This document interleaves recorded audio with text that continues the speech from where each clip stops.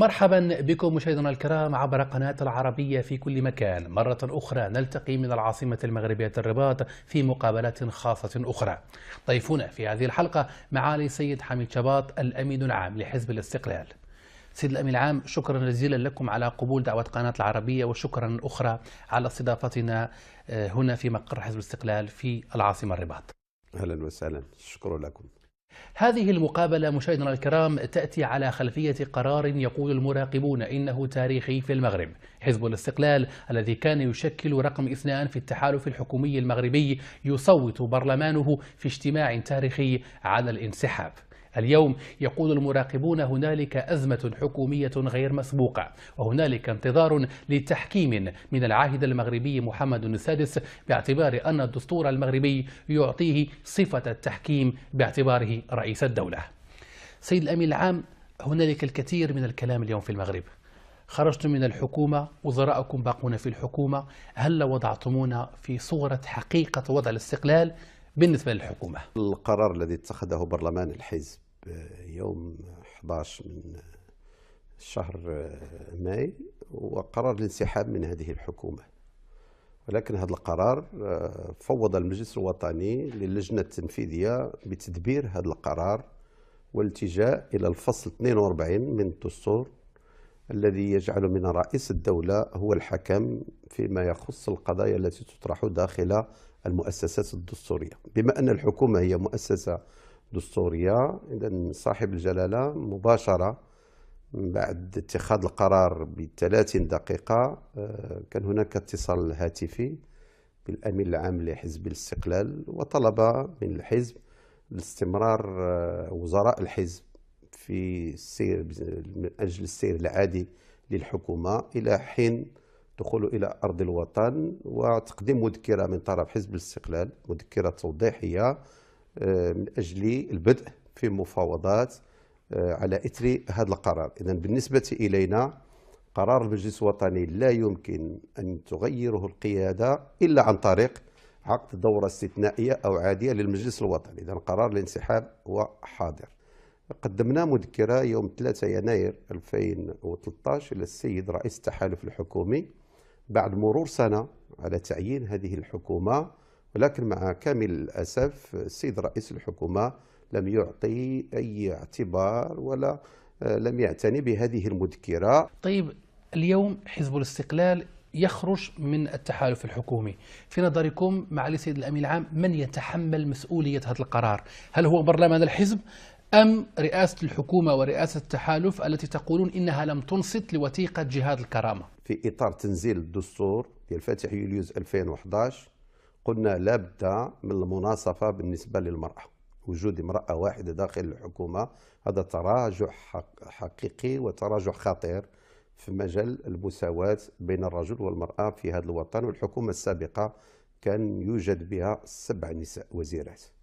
النقطة الثانية قلنا وزارة برأسين أصبحت غير مقبولة وتعرقل السير العادي للحكومة. قلنا في مذكرتنا الأولى والثانية على أن المغرب اقتصاده أصبح مهددا، ولكن دائما كان الرد الفعل ديال الإخوة في رئاسة التحالف الحكومي وعن طريق رئيس الحكومة مع كامل الأسف الذي لا زال يشتغل كرئيس حزب وليس رئيس حكومة، هو أن حزب الاستقلال يقوم بعرقلة الحكومة ولا يترك المجال للاشتغال داخل الحكومة. إذن بما أننا نعرقل هذه الحكومة قررنا الانسحاب من هذه الحكومة لنترك المجال للسيد رئيس الحكومة ليشتغل بالطريقة التي يراها مناسبة. إذن ما أوصل المغرب لهذه الأزمة أقول بكل صراحة رئاسة الحكومة. لماذا؟ لأن رئيس الحكومة له من الاختصاصات اليوم داخل الدستور المغربي الجديد ما لم يكن لأي رئيس حكومة منذ الاستقلال إلى دستور فاتح يوليوز 2011. حزب الاستقلال وقع ميثاق الأغلبية، وهو ميثاق إعلان ولادة هذه الحكومة في سنة 2012. من جهة أخرى لكم هيئة تنسيقية كنتم تجتمعون فيها بشكل دوري، يعني هل فشلت هذه الهيئة في احتواء الخلافات الداخلية بين حزب الاستقلال كرقم 2 في الحكومة وبين العدالة والتنمية كرقم 1 في الحكومة لتتخذوا هذا القرار بالخروج من الحكومة؟ خلاف داخل الحكومة وليس بين حزبي الاستقلال وحزب العدالة والتنمية. نحترم حزب العدالة والتنمية ونحترم كل الأحزاب الوطنية الديمقراطية. بالنسبة لنا ليس خلاف بين حزبين، هو خلاف داخل المؤسسة، يعني داخل الحكومة.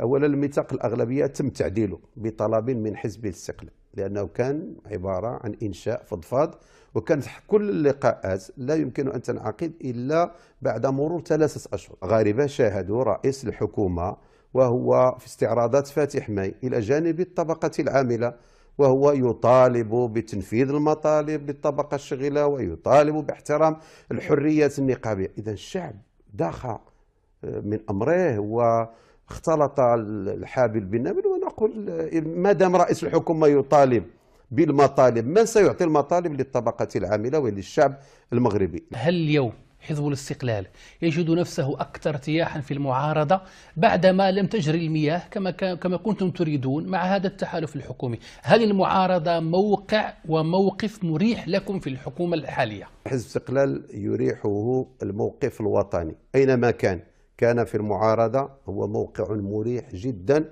وخصوصا في ظل هذه الحكومة. ليس هناك إنصات للأغلبية، ليس هناك إنصات للمعارضة، ليس هناك إنصات لنبض الشارع المغربي. إذا هناك قرارات انفرادية أحادية، وهناك استحواذ على السلطة بكل ما تحمله كلمة الاستحواذ من معنى. ولهذا احنا بالنسبة لنا يريحنا. احنا أولا مستعدون لكل تبعات القرار الذي اتخذه المجلس الوطني لحزب الاستقلال. الغاية حزب الاستقلال هي أولا إنجاح التجربة، لأنها نموذج على مستوى العالم العربي والإفريقي. بالنسبة إلينا الإخوان اليوم، علاقتهم بالإخوان في مصر وعلاقتهم بالنهضة في تونس وبعض الحركات الإسلامية تتشوش حتى على حلفائنا في دول عربية أخرى، بحيث اليوم كاين واحد التوجه يمكن نقولوا دولي فيما يخص الاستحواذ على السلطة في كل الدول العربية. إذا الشعب المغربي الآن هو شعب ملتزم مع مؤسساته.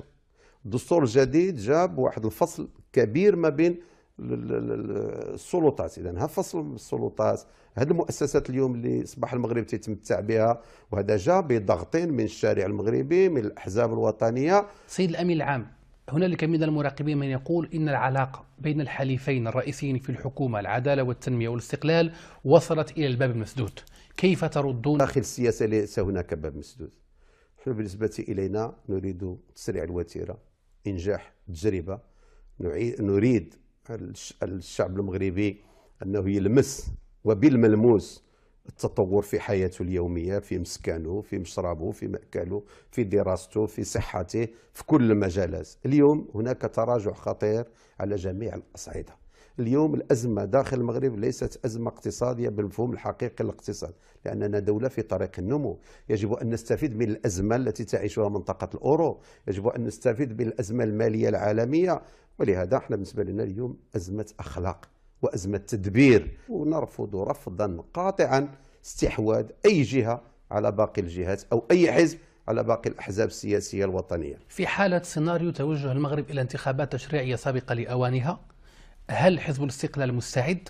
وهل في نظركم هذا الخيار يمكن أن يخرج البلد من هذه الأزمة بالاحتكام إلى صوت الشعب؟ السيناريوهات نحددها. انتخابات قبل الأوان، أظن أن حزب الاستقلال بالنسبة إليه كان دائما ولا زال مستعدا، وخصوصا من بعد المؤتمر السادس عشر. الشعب المغربي من بعد ما لاحظ التجربة ديال حزب العدالة والتنمية أن هناك تراجع خطير، لأن اليوم ما يمكنش رئيس حكومة بعد ما طرحت عليه الإشكال داخل التحالف الحكومي ديال الأطر العليا المعطلة، وخصوصا أصحاب محضر 20 يوليو 2011 وبعض المحاضر الأخرى التي وقعت في عهد الحكومة السابقة. ماذا أجاب رئيس الحكومة؟ قال لي الشباب إذا دخلوا إلى الوظائف سأخرج من الحكومة. ويأتي قيادي في حزب العدالة والتنمية ويقول نحن سنعود إلى الشارع وسننزل إلى الشارع. يهددون الدولة، يهددون استقرار الوطن وأمن المواطنين. بالنسبة إليهم العدالة الاجتماعية هي إضافة ضرائب على الطبقة الوسطى لتنحدر إلى الطبقة الفقيرة. في نظرنا العدالة الاجتماعية هي الرفع من مستوى الطبقة الفقيرة إلى مستوى الطبقة الوسطى. إذا هذا فرق شاسع. منذ أن قالت رئاسة التحالف الحكومي ستكون الزيادة في الأسعار. قلنا الزيادة في الأسعار خط أحمر، وهنا بدأ الخلاف القوي ما بين حزب الاستقلال وما بين الإخوة في رئاسة التحالف الحكومي. بهذا نكون مشاهدينا الكرام قد وصلنا إلى ختام الجزء الأول من هذه المقابلة من العاصمة المغربية الرباط، وضيفنا فيها معالي السيد حميد شباط الأمين العام لحزب الاستقلال المغربي. نلقاكم بحول الله بعد الفاصل في الجزء الثاني من هذه المقابلة.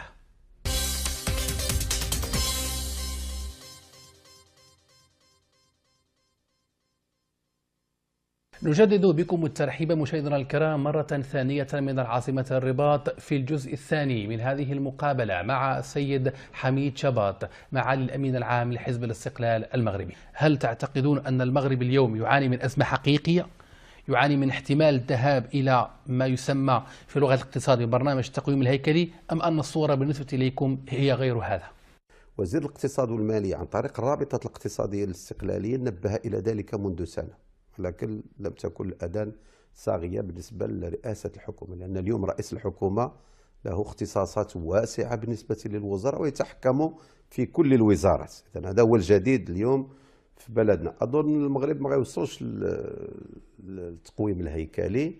اليوم كاين عمل تيتقام. احنا غير بالنسبة لنا القرار اللي خدته رئاسة الحكومة ديال تجميد أو ترحيل حوالي 15 مليار ديال الدرهم فيما يخص الاستثمارات، كان على رئيس الحكومة أن يأخذ بطريقة أخرى. أولا النقص يكون ديال 10% من ميزانية التسيير، أي كل المسائل اللي هي بالنسبة لمختلف الوزارات هي إضافات يمكن حذفها، نتشتغلوا على بناء مغرب قوي لأجيالنا المقبلة، لأبنائنا ولحفدتنا. هذا هو الهاجس حزب الاستقلال، وهاجسنا عمره ما كان انتخابي، لأننا نؤمن بالوطن أولا ولا نؤمن بالحزبية الضيقة. إذن هذا الفرق فيما بيننا وبين الإخوان، وهذا خلق خلاف ثاني داخل التحالف الحكومي. وإحنا كنا دائما تنقول وجودنا في الحكومة هو لحماية مكتسبات الشعب المغربي اللي تحققت من طرف الكتلة الديمقراطية، من طرف الأحزاب الوطنية، ومن طرف المؤسسة الملكية. هل معنى كلامكم هذا سيد الأمين العام أن حزب العدالة والتنمية لم ينجح في الانتقال نحو رئاسة الحكومة وبقي يدبر الدولة المغربية بشؤونها بمنطق حزبي انتخابي؟ أنا نظري نعم، لأن اليوم رئيس التحالف الحكومي يتحمل واحد المسؤولية خطيرة جدا. وقلتها له عدة مرات، قلت لي لا نجحت هذه الحكومة رئيس التحالف اللي غنجح، وإلا فشلت هذه الحكومة رئيس التحالف الحكومي هو اللي فشل. رئيس التحالف الحكومي من المطلوب أنه يجتمع بقيادة الأحزاب المكونة للتحالف، أن يكون لقاءات على الأقل أسبوعية، يكون نقاش حول الأوراش الكبرى. أي مشروع يهم فئة معينة إلا وخصنا نناقشوا الفاعلين، مثلا في مجال حقوق الإنسان هناك فاعلين كثر في مجال حقوق الإنسان. إذن ولكن الحكومة منغلقة على نفسها، ماشي داخل التحالف الحكومي، ولكن هناك رأي واحد هو رأي رئيس الحكومة منذ سنة ونصف. لم نستشر في أي قضية من القضايا. حذف 15 مليار ديال الدرهم تأكد عليها من الاستثمارات العمومية داخل التحالف. رئيس الحكومة تسأل وزيري الاقتصاد والمالية بجوج وزراء واش المذكرة مشات للوزراء. داخل المجلس الحكومي لم يستشر حتى مع الوزراء. هل لحزب الاستقلال من وصفة لإعادة الأمور إلى نصابها لتعود الحكومة للاشتغال بطريقة طبيعية ولنعيد قطار تدبير حكومي كما تقولون اعتيادي إلى سكته الحقيقية؟ لكانت رئاسة الحكومة مستعدة باش يكون هناك تشارك حقيقي داخل التحالف، وهناك انفتاح على الأحزاب المعارضة، انفتاح على الشعب المغربي، انفتاح على المقاولات، انفتاح على المركزيات النقابية، بحيث سنة ونصف دون حوار اجتماعي. هذا مؤلم. لم يكن ذلك حتى في عهد سنوات الرصاص وسنوات الدماء، كان هناك الحوار الاجتماعي بين الفاعلين الاقتصاديين والاجتماعيين. إذا إذا كان هذه الشروط بطبيعة الحال حزب الاستقلال لما أخذ القرار ديال الانسحاب ليس من أجل عرقلات العمل الحكومي، وليس من أجل معاكسة أي طرف من الأطراف داخل الحكومة، بقدر ما هو لإعادة الأمور إلى طبيعتها، من أجل تدبير حكومي فاعل، من أجل الوفاء بالتزاماتنا اللي قدمناها للشعب المغربي عبر برامجنا في الانتخابات التشريعية 25 نوفمبر. إذا احنا بالنسبة لنا كنا متقاربين مع الإخوان في حزب العدالة والتنمية فيما يخص برامجنا اللي قدمناها للشعب المغربي، ولكن سنة ونصف لم ننفذ أي شيء في برامجنا. إذا مسؤوليتي كأمين عام لحزب الاستقلال هو أن ننفذ البرنامج حزب الاستقلال وأنا متواجد داخل الحكومة، وإلا سأعود إلى المعارضة وأنفذ بالضغط وبالوسائل المتاحة لنا وتطبيق القانون فيما يخص لا الحركة النقابية ولا السياسية، الضغط على الحكومة من أجل تنفيذ برنامج انتخابي. حزب الاستقلال متهم من قبل خصومه السياسيين أنه يشتغل وفق أجندة تابعة لجهة ما لا يسمونها، وهنالك من ذهب إلى القول إنكم تعارضون الحكومة لخدمة جهة ما. كيف تردون على هذا الاتهام وأنتم تقولون إنكم حزب مستقل في قراره؟ مستقل في قراره لماذا؟ لأننا بعثنا مذكرة للسيد رئيس التحالف الحكومي مفادها تقوية الأداء الحكومي، وهذا فيه إنجاح للتجربة. لما تنقلوا إنجاح تجربة يعني إنجاح حزب العدالة والتنمية. إذا لاجوندا اللي تخدمها حزب الاستقلال بوصفه الحزب الثاني وإنجاح تجربة وإنجاح عبد الإله بن كيران في مهمته على رأس هذه الحكومة. لما تنقلوا الحكومة السي عبد الإله بن كيران الزيادة في الأسعار خط أحمر، هو لإنجاح هذه الحكومة، لأن الشعب المغربي يئس من زيادة في الأسعار وسيكون رد فعل على الشارع المغربي وستكون الكارثة. ومن سيؤدي الثمن؟ حزب العدالة والتنمية. إذا نحن نخدم أجندات حزب العدالة والتنمية. لما تنقدموا مقترحات منطقية ومقبولة في إطار الحكامة شعار العدالة والتنمية، في إطار اقتصاد الريع شعار العدالة والتنمية، والعدالة والتنمية تقول أننا نعرقل، أظن أن من يعرقل اليوم المسيرة التنموية للوطن ومن يعرقل إنجاح تجربة النموذج في هذا الوطن هو رئيس التحالف الحكومي. سأخذك في هذه المقابلة في ختامها سيد الأمين العام إلى العلاقات الخارجية. تطالبون من جديد بالصحراء الشرقية، تطالبون بمناطق تقولون إنها مغربية تتواجد تحت أيادي جزائرية. من باب إحاطة المشاهدين علما، هنالك اتفاقية ترسيم الحدود بين المغرب والجزائر والدولة المغربية وقعت عليها. ما هي خلفية هذه المطالبات سيد الأمين العام؟ لا، ليس هناك خلفية. احنا نطالب بحق مشروع.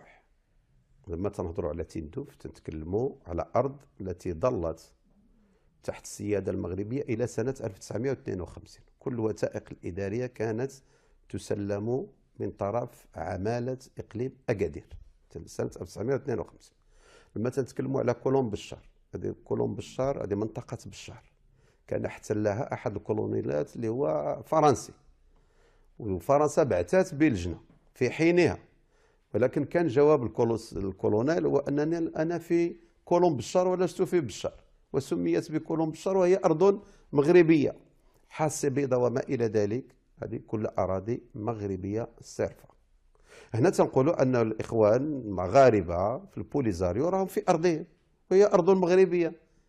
إذا لماذا يعرقلون الحركة التنموية والاستقرار ديال الوطن؟ اليوم المخابرات العسكرية الجزائرية هي التي تقوم بما يحدث اليوم في منطقة العيون وفي باقي المناطق من اعتصامات ووقفات واستغلال القاصرين والقاصرات من ساكنات هذه الأقاليم العزيزة علينا جميعا.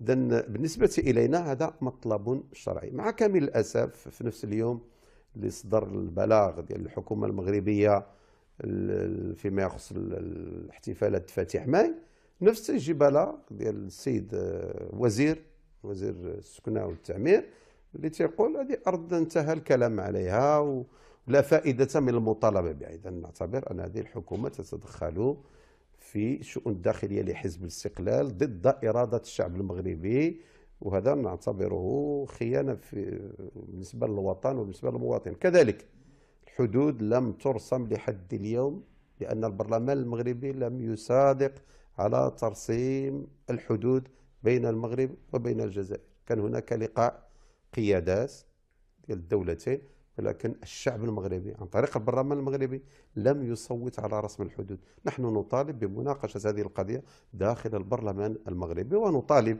من الحكومة المغربية أن تطرح هذه القضية على أروقة الأمم المتحدة في اللجنة الرابعة لدراستها، لأننا نحن في موقع قوة، معنا الحق لاسترجاع أراضينا المغتصبة. سيد الأمين العام، شكرا جزيلا لكم على قبول دعوات قناة العربية، وشكرا لكم على كرم الضيافة هنا في مقر حزبكم في العاصمة الرباط.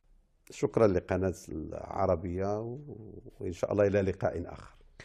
بهذا نكون مشاهدينا الأفاضل عبر قناة العربية في كل مكان وصلنا إلى ختام هذه المقابلة قدمناها لكم من المقر العام لحزب الاستقلال في العاصمة المغربية الرباط، وناقشنا فيها مع ضيفنا معالي السيد حميد شباط الأمين العام لحزب الاستقلال الأزمة الحكومية الحالية على خلفية قرار برلمان الحزب التاريخي وغير المسبوق بحسب المراقبين الخروج من الحكومة التي يقودها لأول مرة في تاريخ المغرب حزب إسلامي. مشاهدينا الكرام في كل مكان، في أمان الله.